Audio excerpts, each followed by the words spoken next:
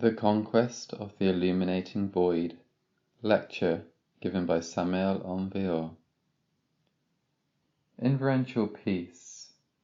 The one who will speak to you is Samael Aun Weor from the Patriarchal Headquarters in Mexico. Our theme, meditation. It is urgent to fully understand the techniques of meditation. Today we will address the illuminating void. When initiating this theme, I am obliged to narrate by myself and in a direct way what of the matter I have directly verified. I think that those who listen to this recording are informed about the wonderful law of reincarnation. The following story is based on it. When the second sub-race of our present great Iron Root race flourished in ancient China, I was reincarnated there. Then by the name was Charlie. Obviously, I was a member of the Chai dynasty. In that existence, I was an active member of the Order of the Yellow Dragon, and it is clear that in such order, clearly, I could learn the science of meditation. Into my memory still comes that wonderful instrument called Atman, which had 49 notes. We know what the holy law of the eternal Hepta Para Parishanok is meaning, the law of 7.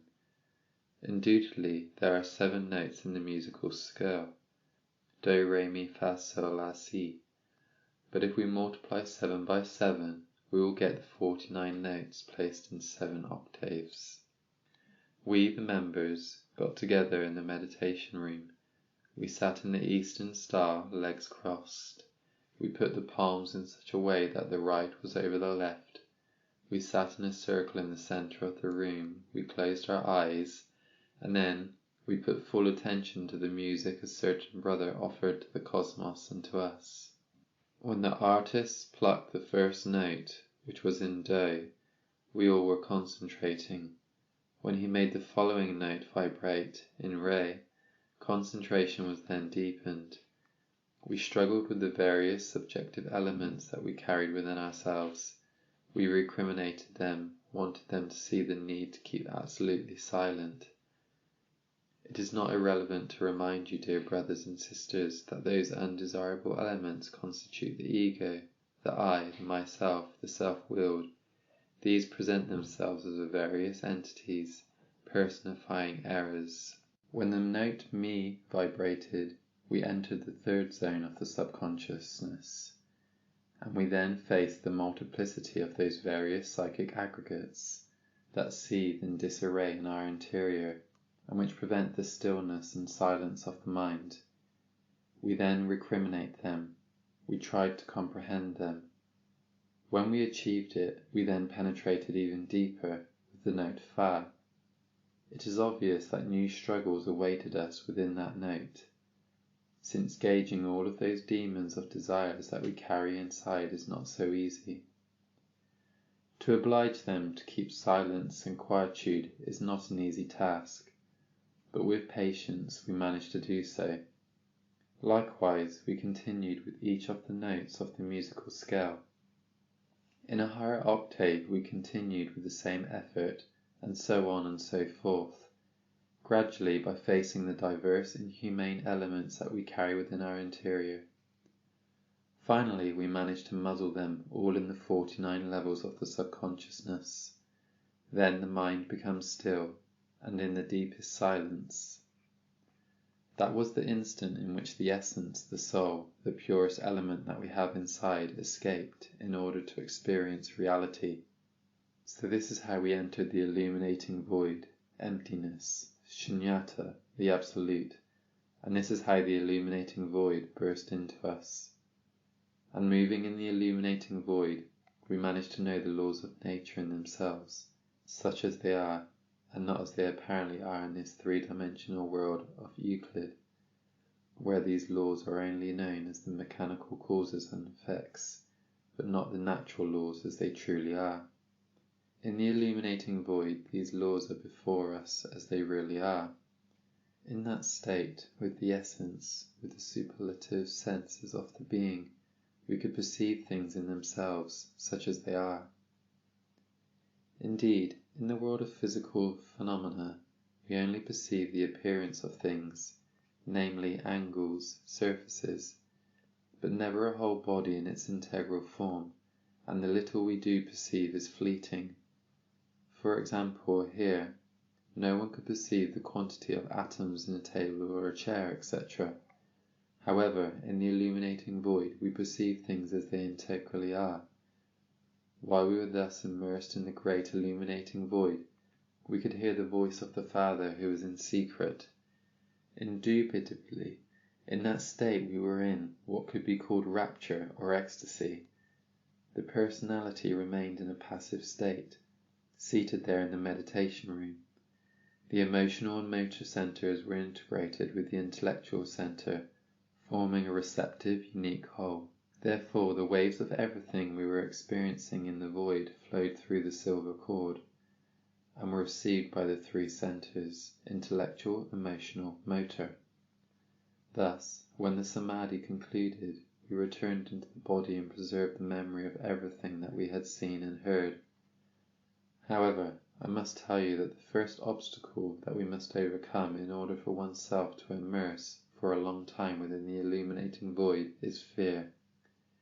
The ego of fear must be comprehended.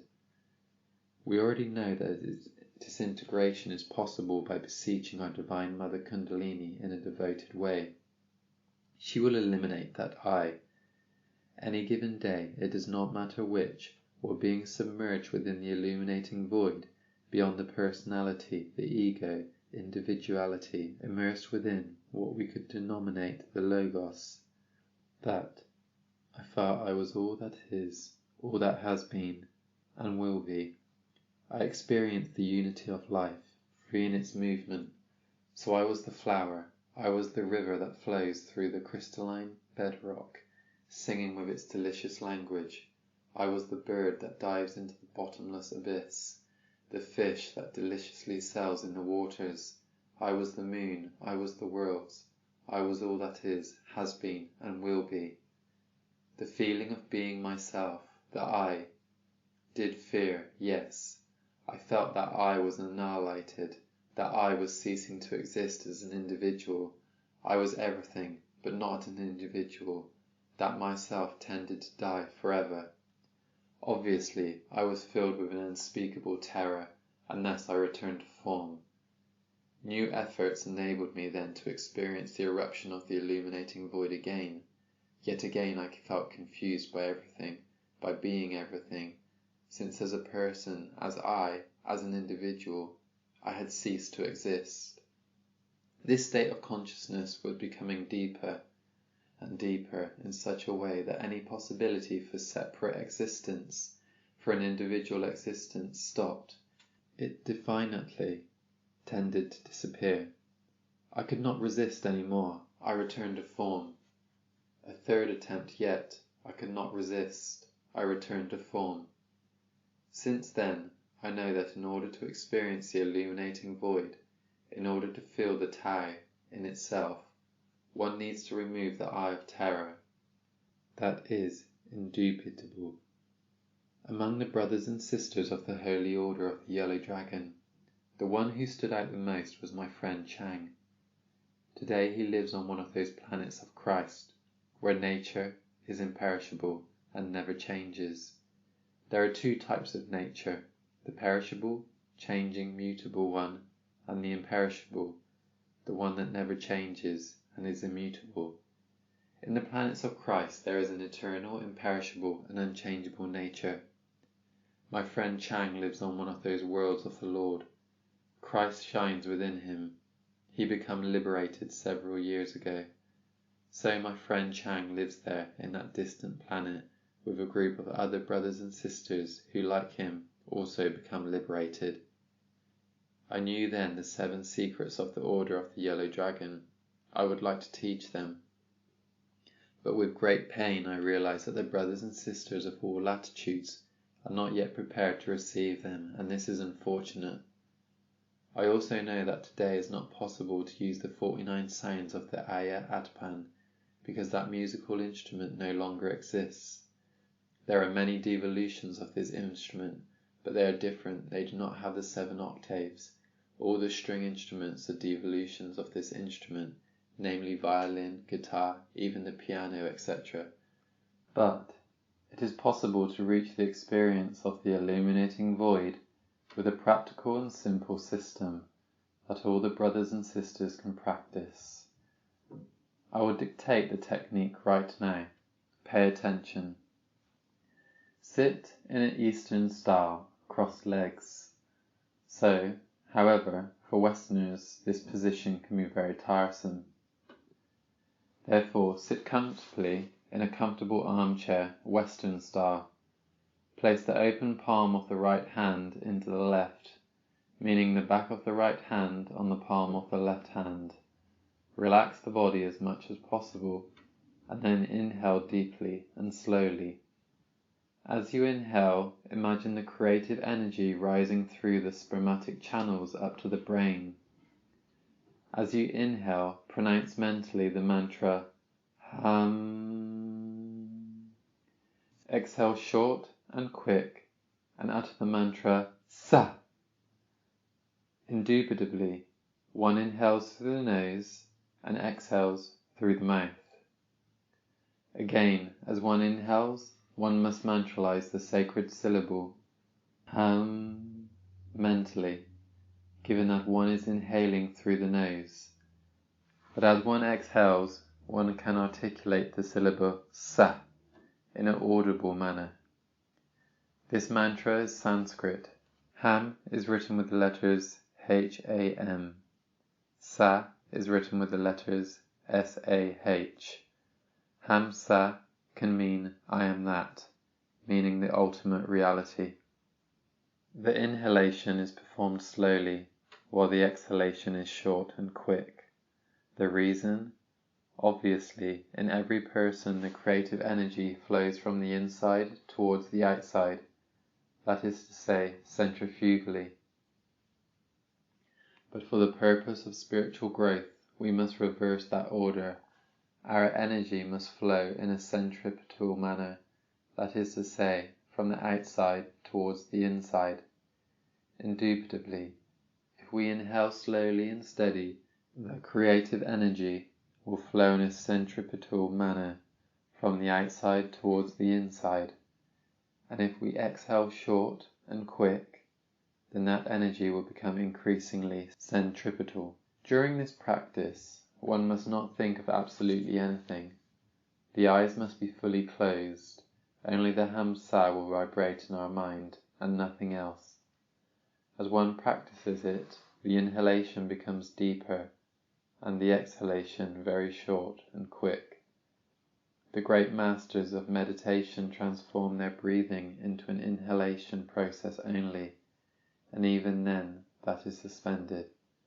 For scientists this is impossible, but factual for the mystics. Thus, in such a state, the master engages in nirvikalpa samadhi, or maha samadhi. The eruption of the illuminating void comes, and one is precipitated into the great void, where nobody lives, and where is heard only the word of the Father who is in secret. With this practice, one achieves the eruption of the illuminating void, with the condition that one must not think of absolutely anything. No thought, no desire, no memory must be admitted into the mind. The mind must be completely still, inside, outside, and in the center. Any thought, as insignificant as it might be, is an obstacle for samadhi, for ecstasy. Likewise, when combined with breathing, this science of meditation produces extraordinary effects. Normally, people suffer from what are called nocturnal emissions. Men and women suffer from this malady. They have erotic dreams. If the eyes copulate with each other, the vibration passes through the silver cord to the physical body and becomes an orgasm with loss of the creative energy. This happens because the sexual energy flows centrifugally from the inside towards the outside.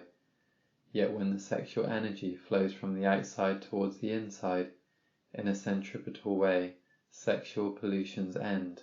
This is therefore a benefit for our health. Now then, during this practice of meditation, samadhi is produced because the creative energies flowing from the outside towards the inside impregnate the consciousness and eventually will make it abandon the ego and the body. When the consciousness is not bottled in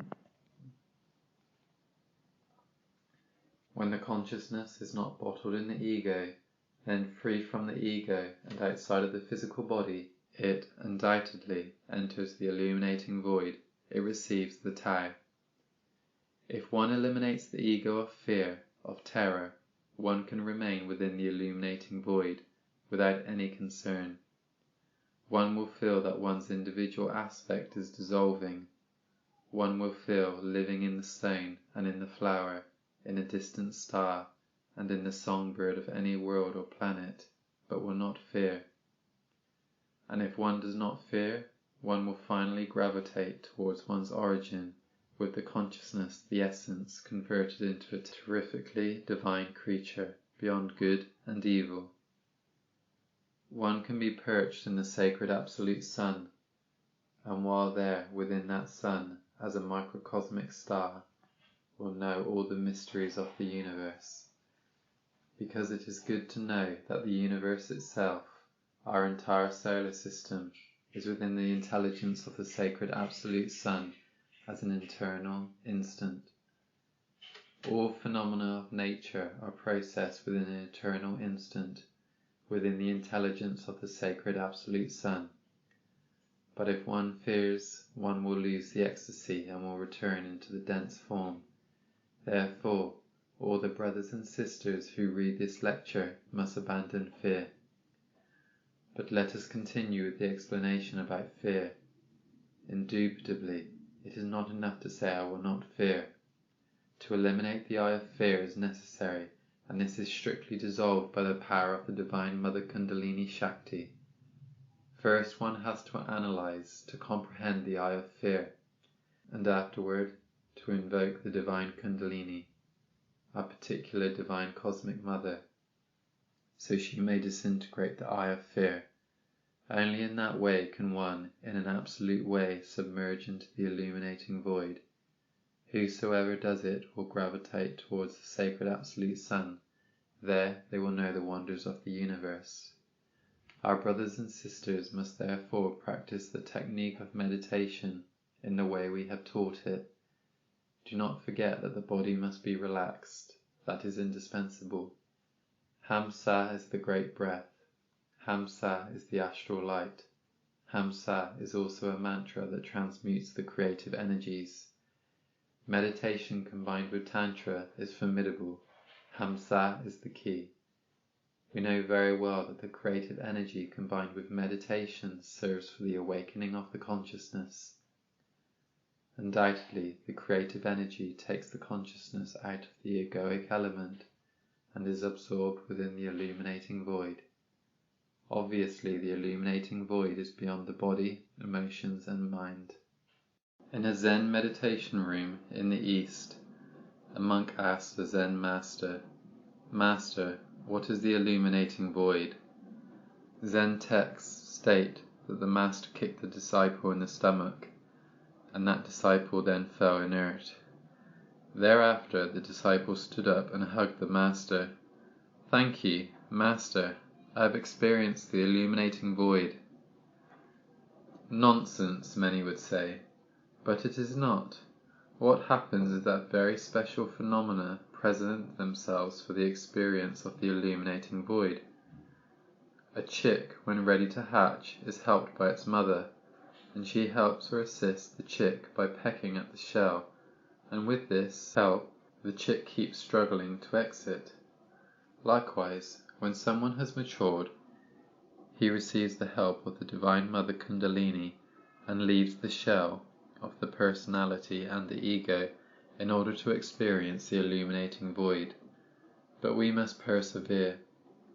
Meditation must be combined intelligently with concentration and drowsiness. Concentration mixed with drowsiness produces enlightenment. Many esotericists think that meditation in no way should be combined with drowsiness of the body, but those who think that way are wrong, because meditation without Drowsiness ruins the brain. Always use sleep in combination with the technique of meditation, but a controlled sleep, a voluntary sleep, not a sleep without control, not an absurd sleep, but meditation and sleep combined intelligently. We must ride on sleep, and not let the sleep ride on us.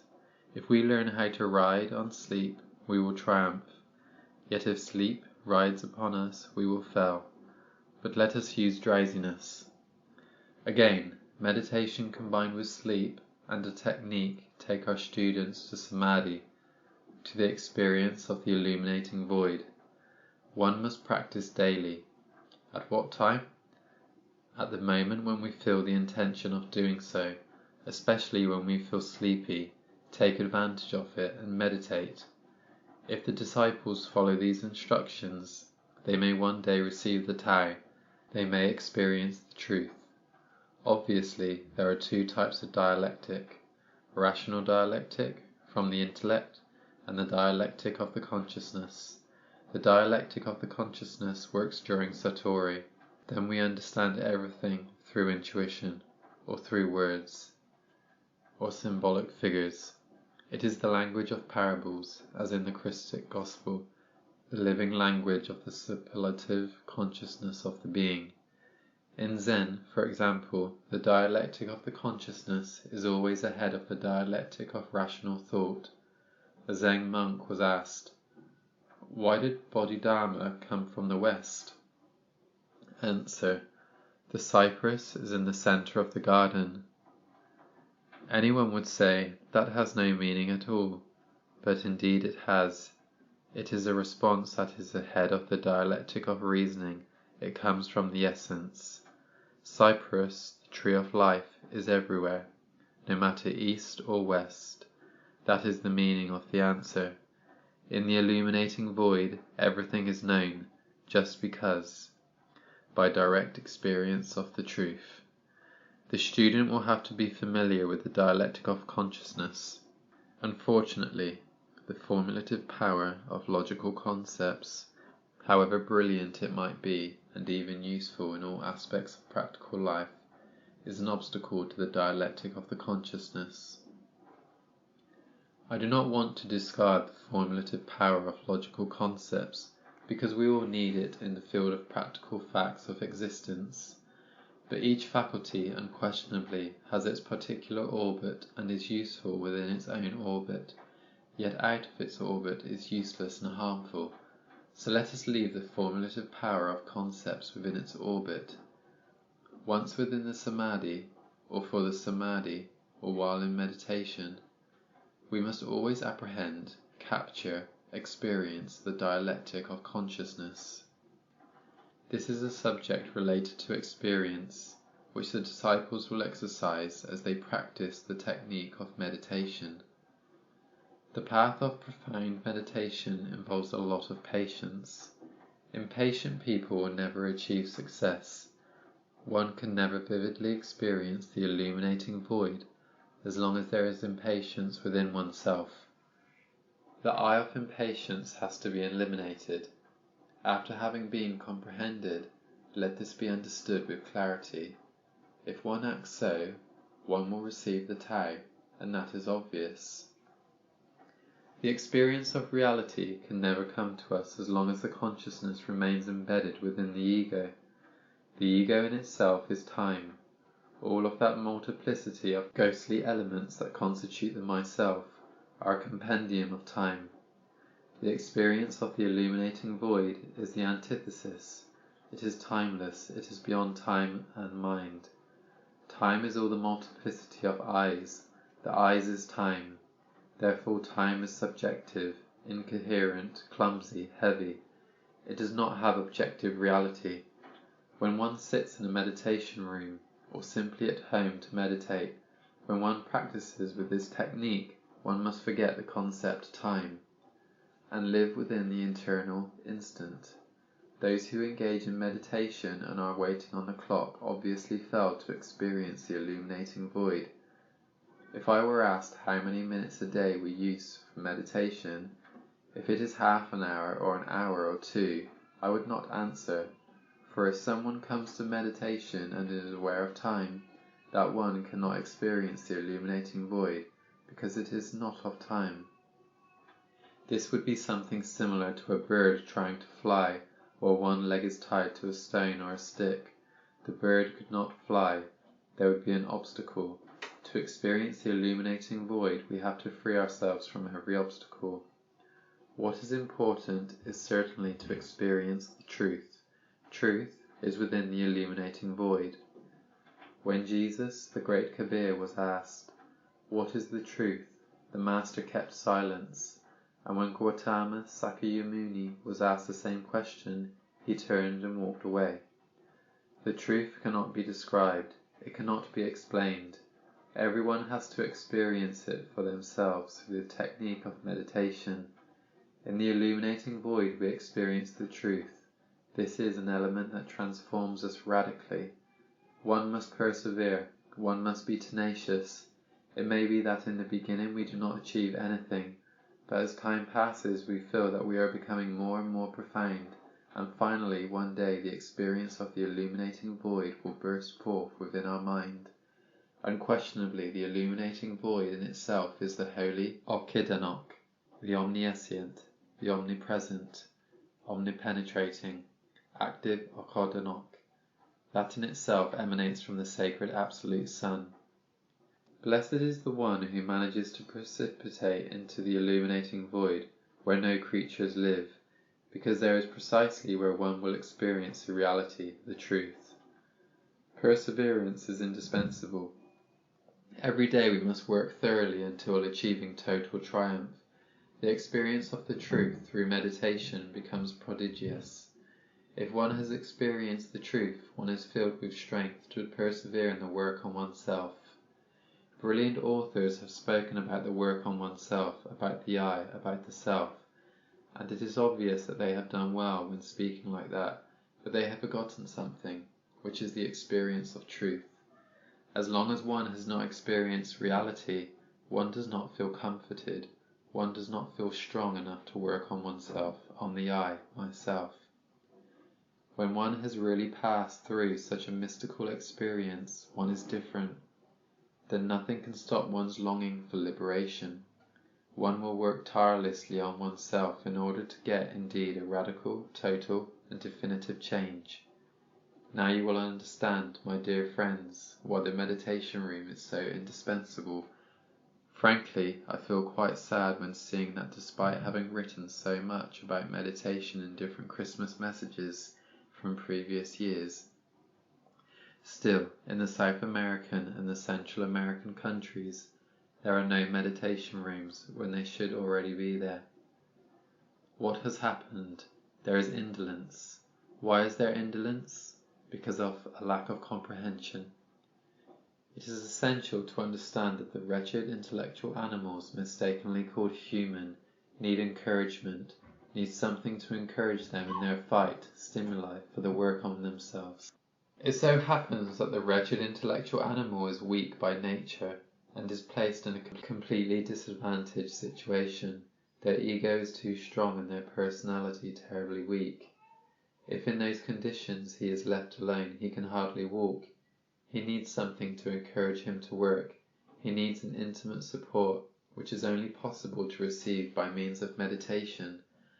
I do not mean that everyone, in one fell swoop, will experience the illuminating void.